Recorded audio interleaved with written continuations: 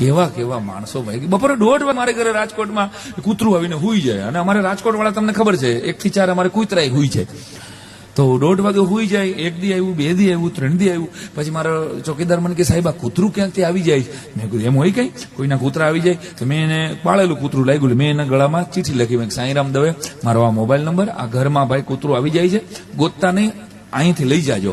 તે બીજે દિવસે કૂતરું આવ્યું ને, એના ગળામાં બીજી ચીઠી હતી. એ ચીઠી વિપુલભાઈ જોરદાર હતી કે સાંઈરામભાઈ હું મારું કૂતરું ખોવાઈ નથી ગયું, હું તમારી પાછળની 3 શેરી પાછળ જ રહું છું.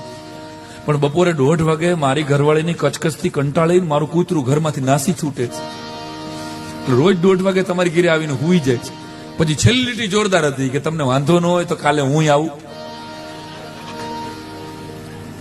કેવા કંટાળ્યા છે અમુક તો. હે કેવા કેવા કંટાળ્યા છે, વાત જવા દો. અને નીકળી છે ને વાત એટલે